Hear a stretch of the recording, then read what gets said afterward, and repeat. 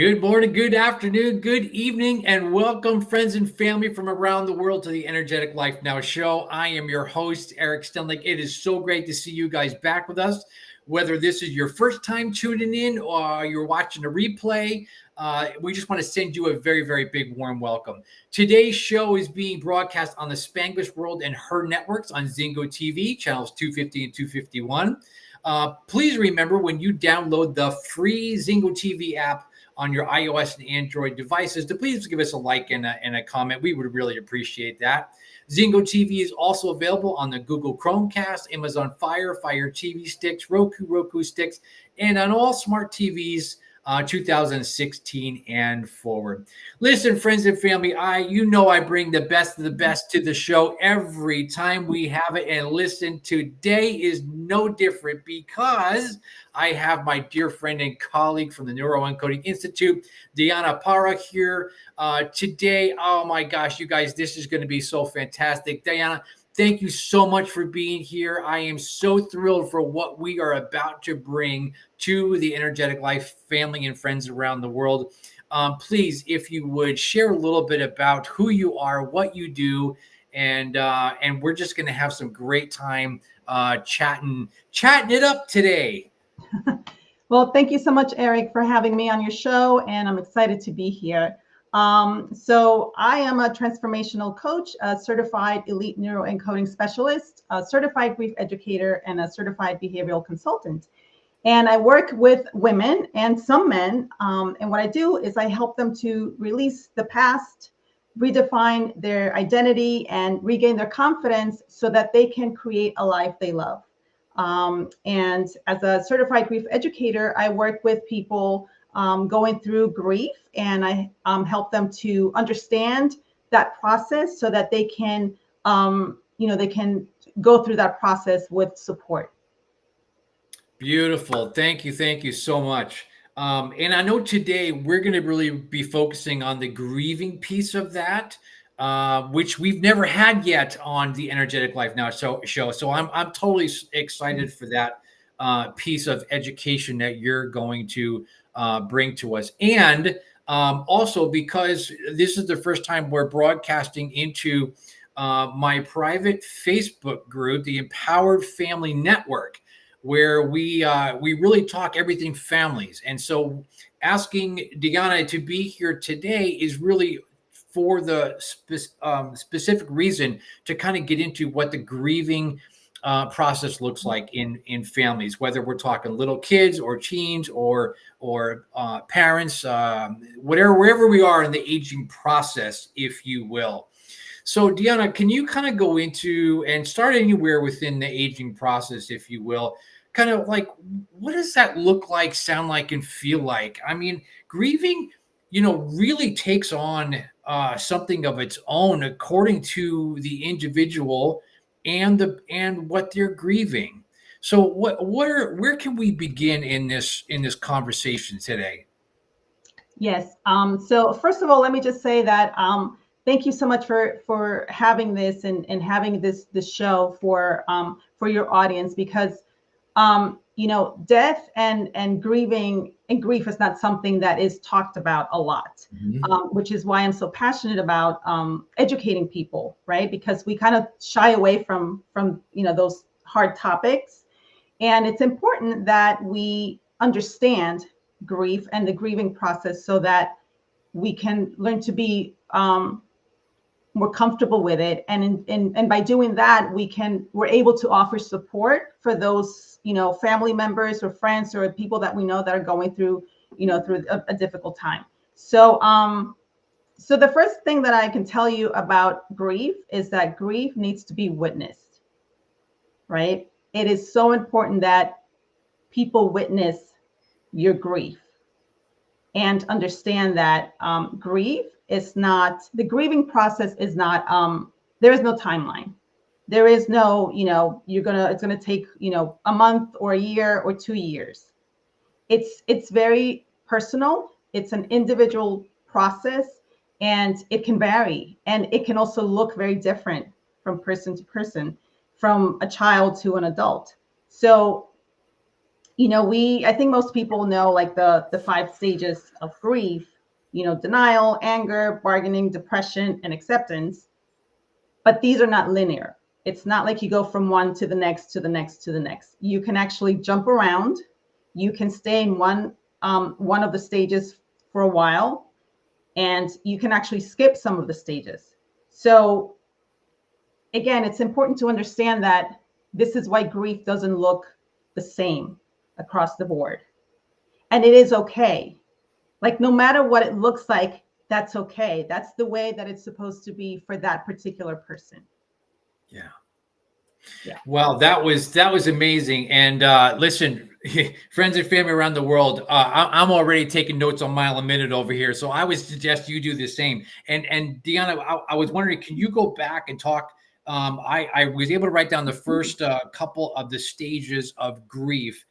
Denial, anger. Where did we go from there? So it's denial, anger, bargaining, depression, and then acceptance. So those are the 5 stages that Elizabeth Kubler-Ross, talked about and wrote about in her books. And there is a 6th stage now that my mentor, David Kessler, who worked with Elizabeth Kubler-Ross, and with her permission has now, he has a book on this. And I love this because the 6th stage is finding meaning, which I think is, again, so needed because oftentimes when we lose a loved one and we're grieving, it just feels so heavy. And, most people be like, well, what do you mean? How can I find meaning in the loss of a loved one or the tragedy that happens, right? And finding meaning doesn't mean that it has to make it okay. It's just finding a way to integrate grieving into your life, because grieving doesn't end. Again, it's not like it takes a year and then you're done grieving, right?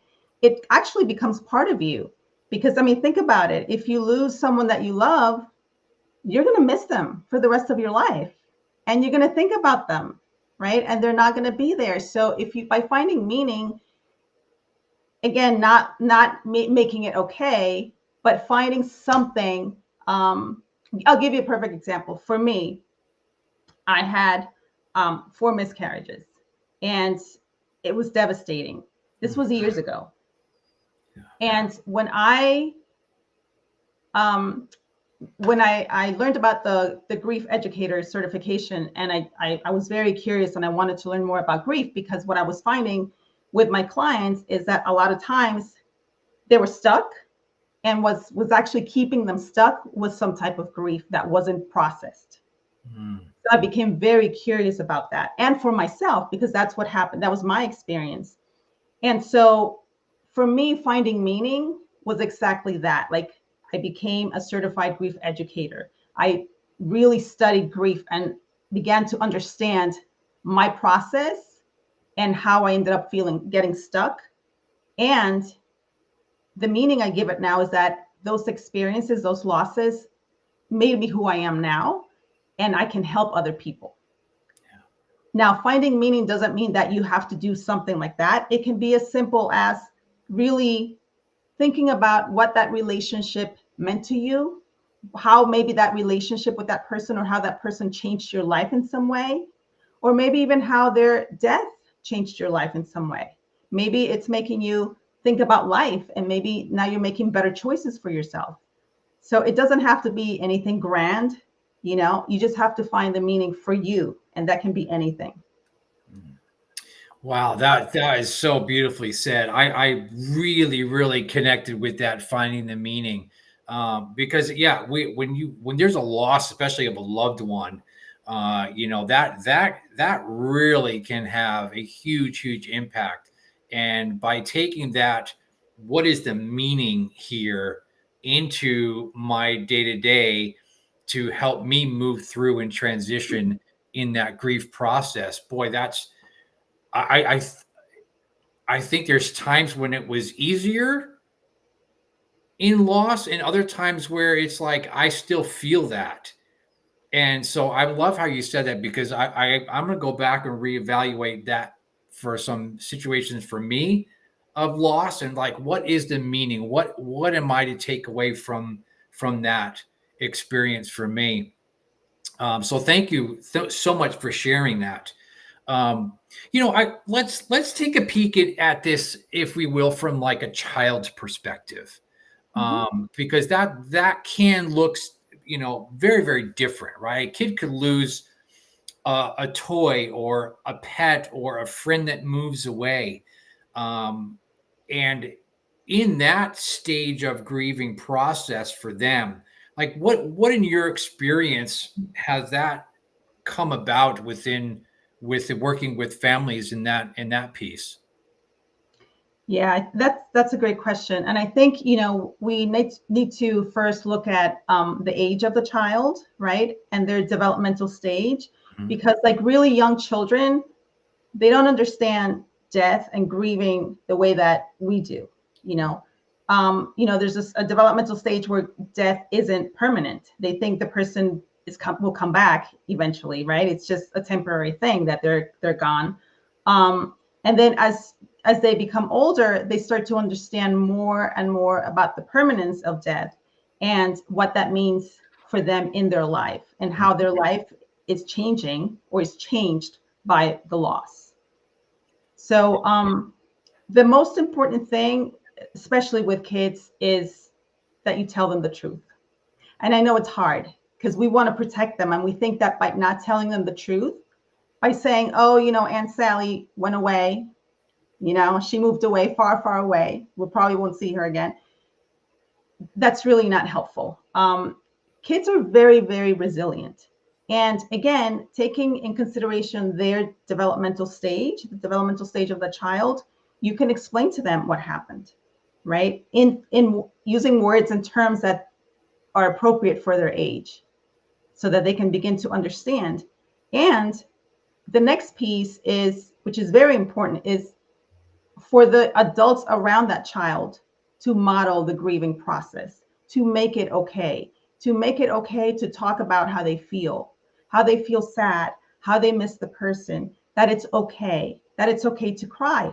And, that sometimes, like, especially with kids, they kind of jump around again because they're so resilient. So they may not be sad all the time. They might be sad one moment and then they're happy the next, yet they're still grieving. So we need to understand that, and we need to allow them the space to do it their way. Wow. Oh my gosh, that was so profound. I was so into that with you. Thank you for going into that, because it just made so much sense to me. And I was thinking of myself, going back to my childhood and the first experiences with loss of loved ones. I remember losing my best friend to cancer at 16, and that was a very, very, um, I don't know. It was weird. It was, I didn't understand it, and how could a kid die? How could my friend die of cancer? Like, that is just bizarre to me. And I think we all had to be very, very open and talk about it. And I was so grateful for my friend group, of which we could rely on each other. And I think in the family unit, when we're talking about kids, I think it's the same thing, is to be able to be open and vulnerable, to talk about, I am so sad, this hurts my heart, this makes my body hurt, from this situation. And even to be able to cry in front of your own kids, to say, this is very, very difficult, and I am sad, and I'm gonna be sad for a while, because, like you said, it's not anything that we're just gonna snap our fingers and we're gonna be over and wake up one day and not be sad in the immediate, because it's that sting of that carries through, from that. And I think little kids, like you said, were super resilient. They'll bounce back pretty well, at their age. And depending upon what it is, I mean, the little kids are pretty funny. So what is a loss to them, like, I said earlier, they could have lost a toy. It could have been, something that they grieve over it. And to us as the adults, maybe it's like it's a toy. Like, get over it, no big deal. But to them, it's their whole world. Yeah. And so, Yeah. I think we have to honor that. Yeah. And I think we have to be present with them to understand that is some deep, deep pain. They lost that toy somewhere, and they may never, ever get that back. Yeah. And that's a great example of, witnessing their grief, right? And excuse me, and holding space for them and saying to them, instead of saying something like, well, I'll just get you a new toy, right? And we'll replace that one. Instead of doing something like that, witnessing their grief and saying something like, oh my gosh, I'm so sorry. I know what that toy meant to you. I know that you love that toy. I know you had that toy for so many years. I know that, grandma gave you that toy and you just love that toy. And I'm so sorry that, you lost your toy. I understand, you feel sad and you're upset and maybe you're a little bit angry too. And just kind of like having those type of conversations with them and making it okay for them to feel the way they feel, Yeah. Yeah, that's great. Keeping that open line of communication, I think, is just like you're saying, is so, so key to have them understand that you recognize, like you're saying, witness the grief. We recognize that grief in them, and how hard it is to accept in the moment with that. It's kids are resilient, like you said. They may bounce back rather quickly from that, or it might take them reminiscing from time Mhm. to time. Remember that toy I used to have? Yeah. Remember when, I wish I still had that thing, or I wish I Right. still had that toy. Right. Right. Yeah. Yeah. And that's important to have, like you said, to have those conversations. And what the research has shown is that when kids, when we don't allow our kids to grieve and we don't model, grieving for them, um, as a child, you basically learn to kind of not feel the way you feel, or maybe you start to think that feeling that way, that you're not supposed to feel that way, or that you're supposed to be over it, in a month or whatever time period. Or maybe you have adults around you who are doing that. They're kind of stuffing their feelings, and instead of, being vulnerable and sharing, they're like, no, I'm fine. Everything's fine. And they go back to, life as if nothing had happened. No, there are no conversations about it. There's nothing, no discussions about it. So when a child sees that, they basically will mimic that, and they'll start to think that, feelings are wrong, or feeling a certain way is wrong. And the problem with that is that if we don't, even as adults, if we don't process that grief, if we don't give ourselves permission and the time to feel the way we feel and to move through the grief instead of trying to avoid it, that eventually can lead to a lot of issues. So, perfect example is myself. After the miscarriages, I just wanted to, like, I didn't want to feel bad. I didn't want to feel sad. I wanted to just jump back into my life, back into work, as if nothing had happened. Didn't really talk about it other than, my husband. And in the long run, I I got sick and I just became very depressed eventually, and was very unhappy with my life, and felt lost and confused. And I didn't know it at the time, but now I understand that what happened was I had not processed the grief. And so I got stuck, and trying to avoid it and push it away and not feel, the pain and the sadness of the loss. I got stuck in it. Yeah. Yeah.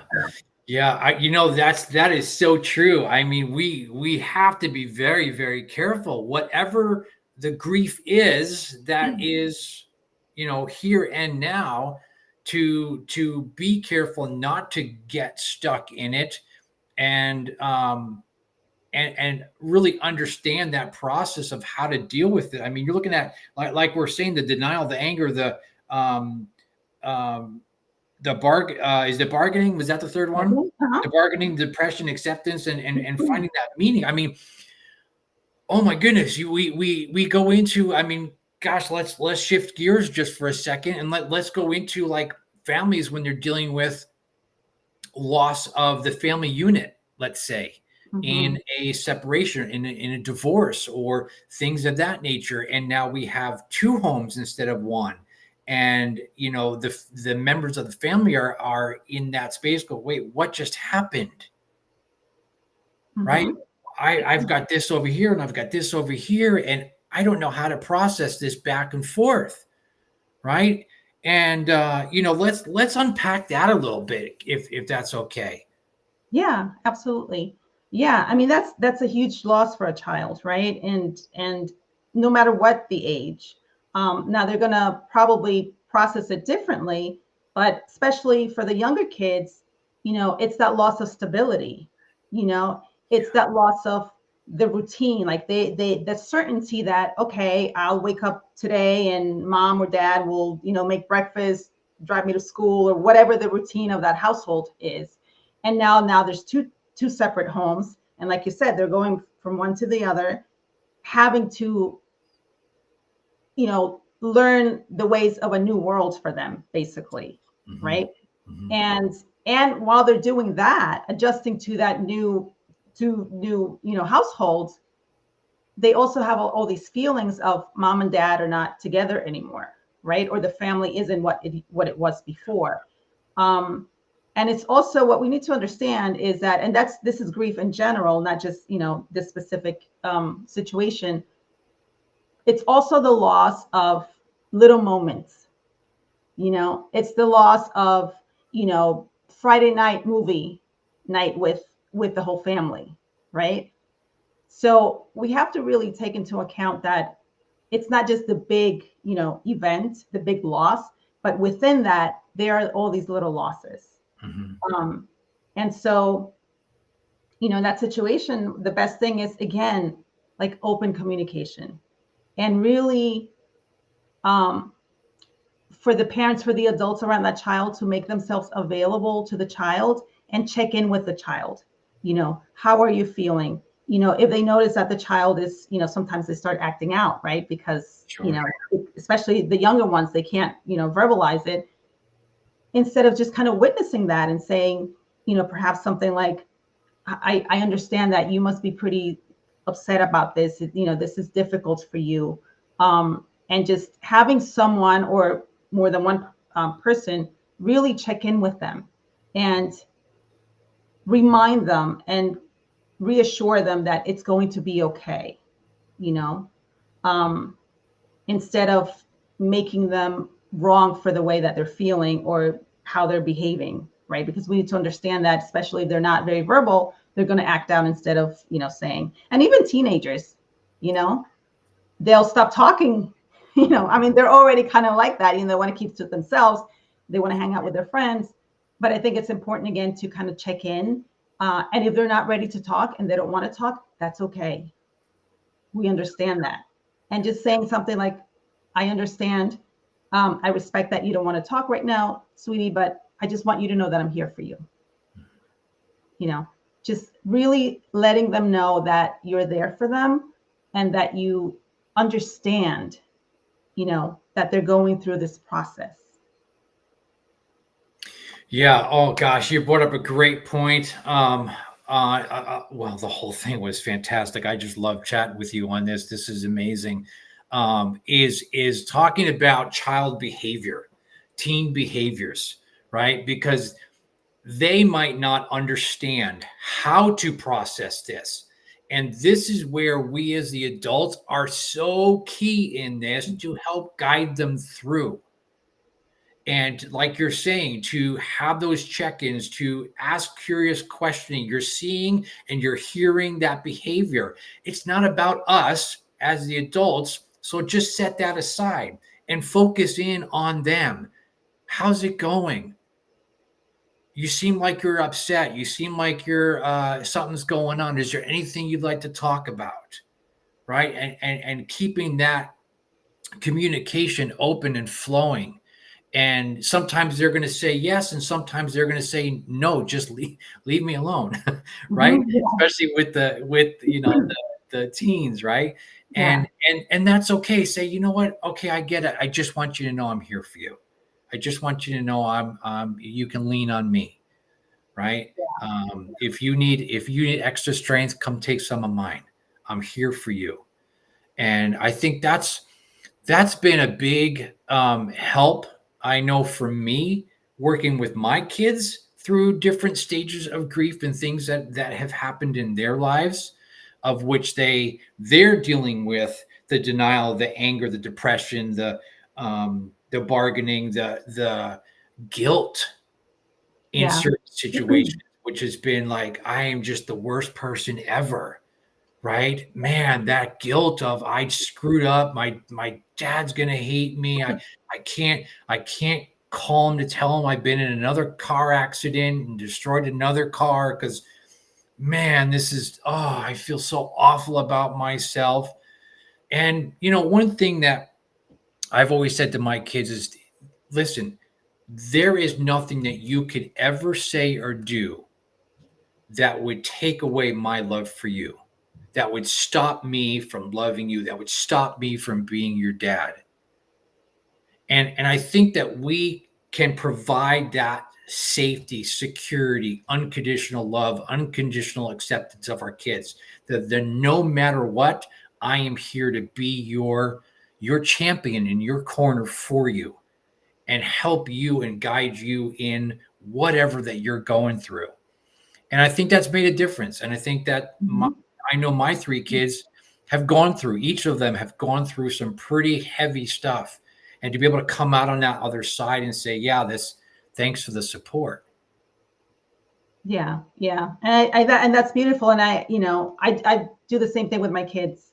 I've said the same. No matter what, there's nothing you can say, do, or that's gonna make me not love you. I love you. My love for you is unconditional, and I'll always be here for you, right? And I wanted to go back to something you said about when we support our kids through grief and the importance of, again, modeling like a healthy way to grieve, right? Because that's what they're watching us and they're going to be learning that. And the other thing that's really important, and we have to be very careful, is, sometimes it can be very easy to like rely on our children for support instead of the other way around. So, maybe, the dad has passed away and now mom, is going through grief and holding all this and trying to hold the family together. And she might, um, in not meaning to, turn to one of her children, maybe like the teenager in the house, and look for support, right? Whereas, what she really needs to do is find support somewhere else, right? With a friend, a family member, or a professional, so that she can be there for her child, right?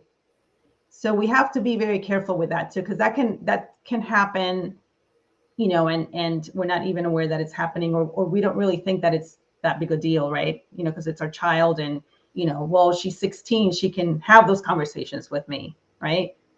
Yeah. Yeah. Boy, that was so profound. I love that, right? Because I think we want to keep things and the family unit closer when we have something that goes on, and we want to Mhm. rally, if you will, and pull everybody in tighter.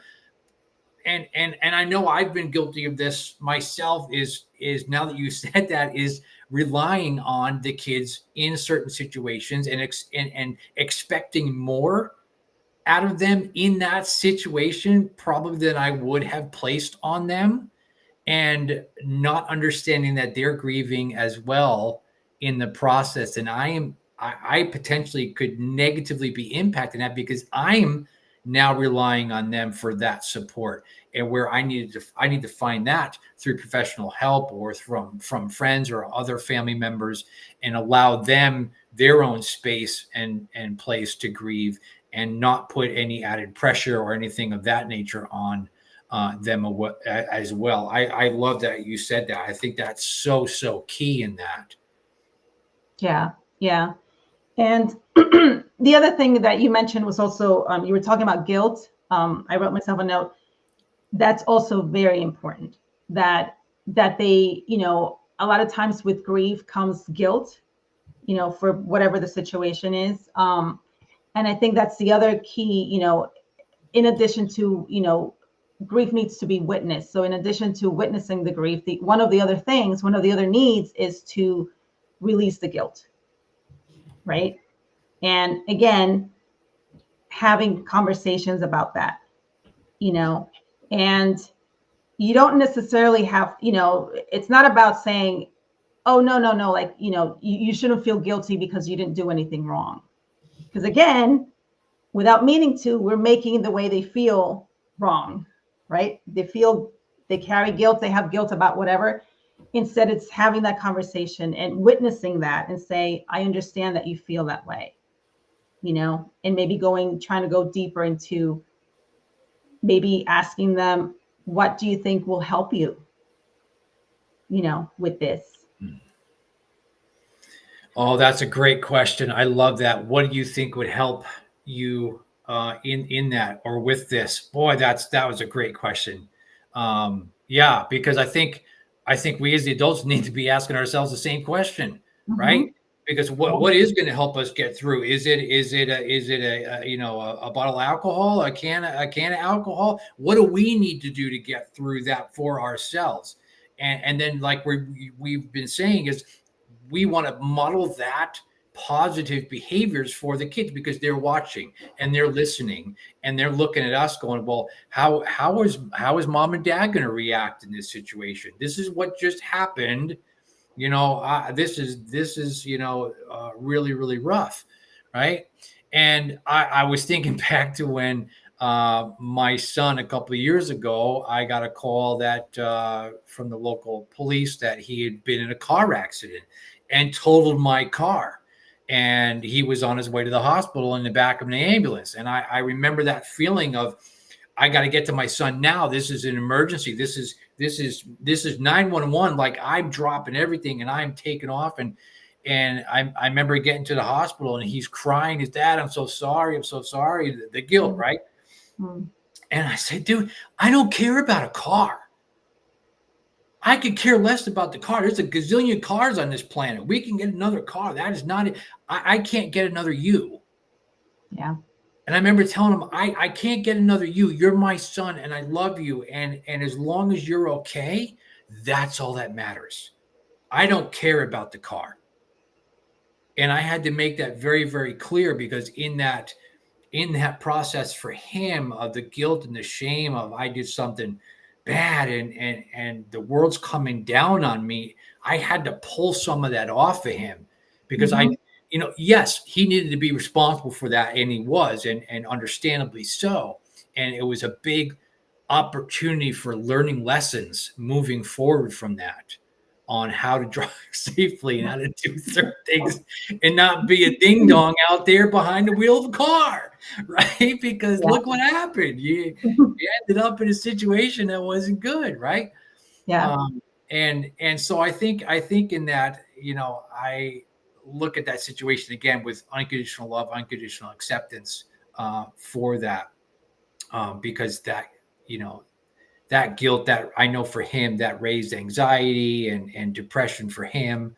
And he had to go through his grieving process of crashed out, dad's car, and, it is what it is. And how are we going to move through that? And before long, it all worked out. And then boom, he was okay. Yeah. Yeah. And I think that's a great example. And, he's very lucky that, he has you, as a dad, and that you basically reassured him that you didn't stop loving him because he wrecked the car, right? That people make mistakes, and we also have to take responsibility, right? So I think it's a beautiful, beautiful lesson, and hard for him. But I think, going back to what you said, it's the main thing. The most important thing is that you're there for them, that you let them know that it's okay, that whichever way they're feeling, that's normal. There's no right way or wrong way to grieve, um, yeah. And really just really modeling it for them, because then, then you're normalizing it. And I mean, let's be clear, like, this is part of life. There's the great parts of, like the happy moments and all of that. And there's also the sad moments. There's also loss, and there's also death, right? And we need to live, in this world, we have to live with both.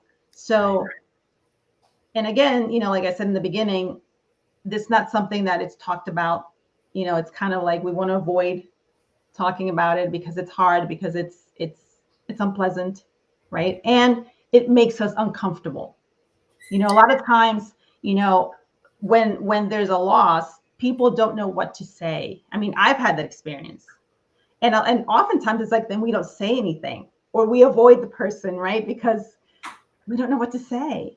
And the reality is that you can say, I'm so sorry for your loss. And that's it.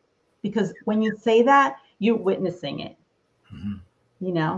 One of the things that I wanted to mention for families out there, when I had the miscarriages, the only people that knew were my parents, that I was pregnant, my parents, and obviously my husband, and my sister, and one friend, like my closest friend.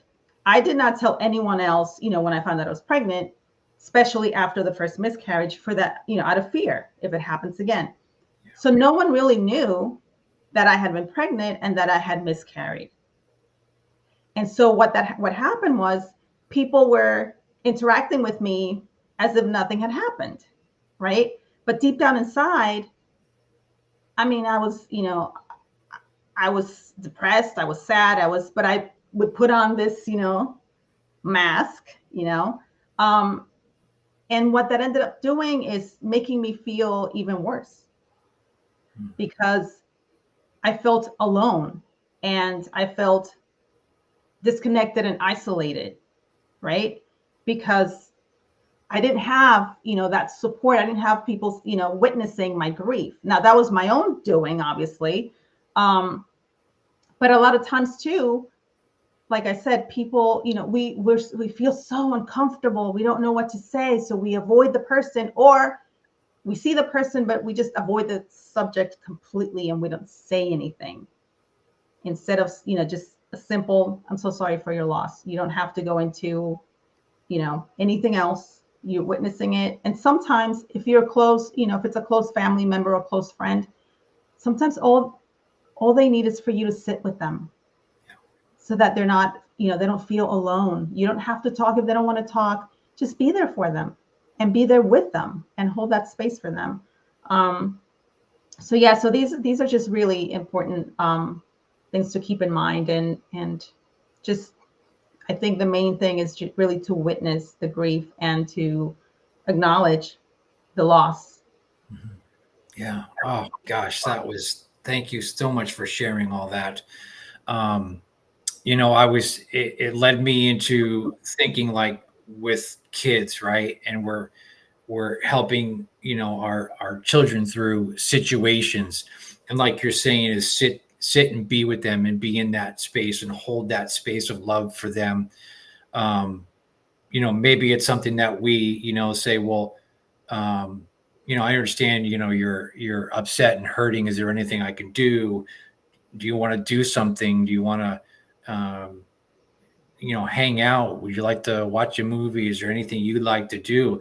And I mean, I can remember, my kids in the early years, like elementary school, just saying, yeah, can we just watch a movie? And then them snuggling up on the couch, next to me, and just being there and being present, like you're saying, because I might not have the answer, right? A lot of times in this grieving process, we don't have the answers.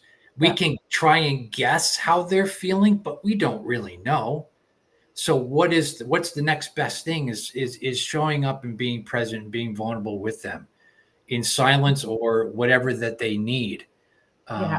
Yeah. That's a really big space to hold for someone in that, because you're right. It can be super awkward. You're like, oh wow, that just happened. Mm-hmm.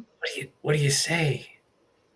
Besides, oh gosh, I'm so sorry, and very, genuine, and being there for them. Like, what do you say? What do you do in those spaces?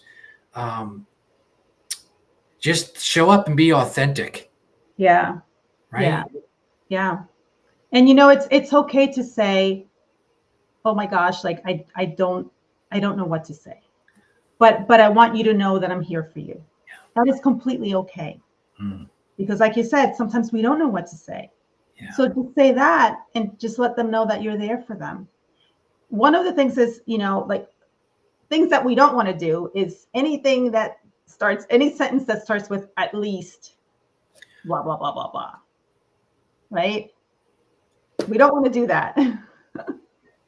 Oh my goodness. I had someone when I had the first miscarriage say to me, and again, well intentioned. She didn't mean any, she said to me, well, at least you can get pregnant.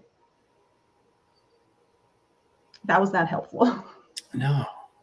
you know Yeah. so again, and I think that's why sometimes we don't want to say anything because we're worried we're going to say the wrong thing.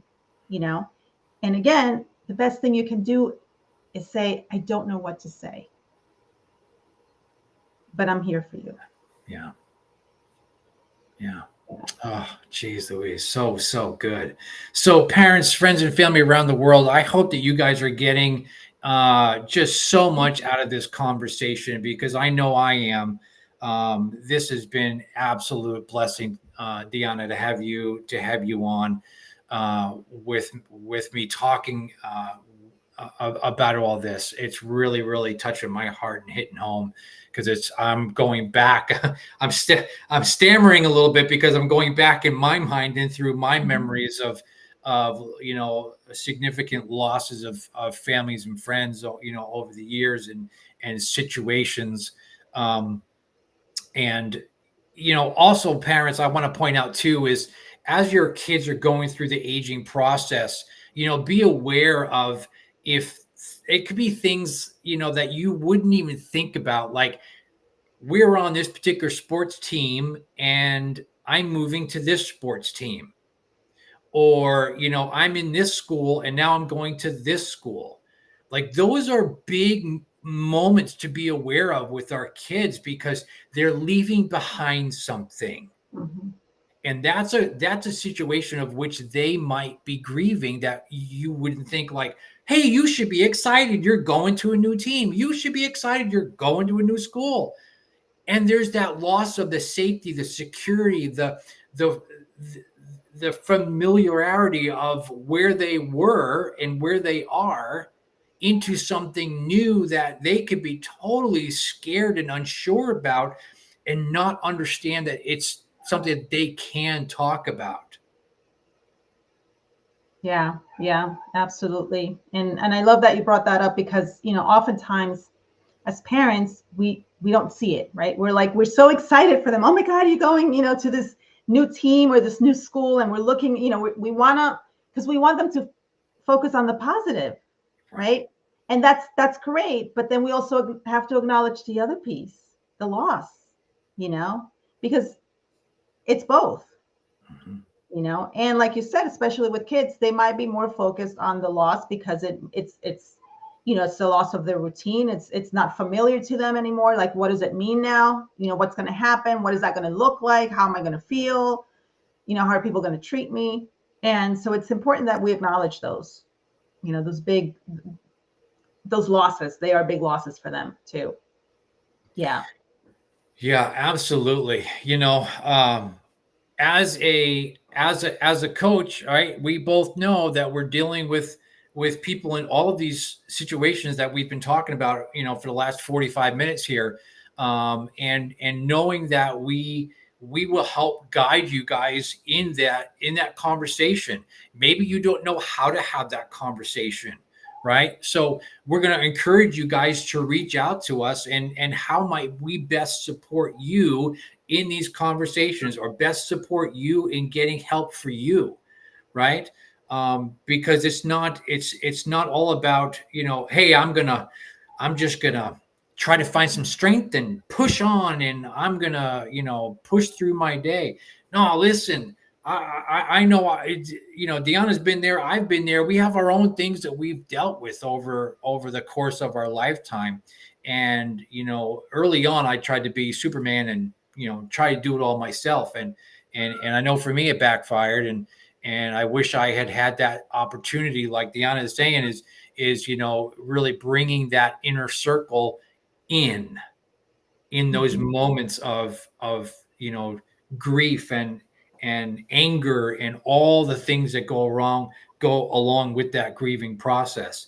So we just want you to know, friends and family around the world, that you guys are not alone. We are here for you, and we are willing to step up and step in and do anything that we can to help support you guys along the way. So, Deanna, tell our global audience where it is that they can find you. What's the best ways to get a hold of you? You can find me on social media, Diana Parra, and my handle on Instagram is @DianaParra888. Or you can visit my website, which is DianaParraInternational.com. Beautiful. Thank you. Yeah. Yeah, that's great. And then if there was something that you could leave with our audience today, as we're closing out, like maybe a tip or a thought or something that you could bring about to, kind of full circle for today, what might that be for everyone? Well, I would love to share a couple of tips of things that your viewers can do. And one of them is, like we mentioned, just cultivating like that strong network, right, of support. Another thing that helps people is journaling. Writing down their emotions, their feelings, how they're feeling about what happened. Another good one that a lot of my clients love is to write a letter to the person they lost. And kind of say things that they might be feeling like, I didn't get to say this, I didn't get to say that. Writing a letter, is a beautiful way of doing that. And then also as a family, if you've lost, even if it's a pet, I mean, that's a huge loss, right? Mm-hmm. Maybe you want to do something to, like a little memorial or something to, to remember them. Maybe you want to plant, a tree, or you want to, do something as a family to remember that, the loved one that they lost. Yeah. Oh, I love that. Those are beautiful, beautiful moments that you can have in that grieving process to help you guys through that. And I love that idea of the journaling and the writing the letters. I mean, that's a great way, because it's so true. We might, it could have been something that was sudden and we didn't have a chance to say what we wanted to say. And this is our way to do that together as a family or individually. So that's a beautiful, beautiful recommendation, Deanna. Thank you so much for that. Friends and family, you guys know where to find me, Energetic Life Now, on the social media. And I really wanted to invite you guys to come to my private Facebook group, the Empowered Family Network on Facebook, Empowered Family Network. Come join us as a space and place for everything related to the family. And we just want to thank you guys so much for being here.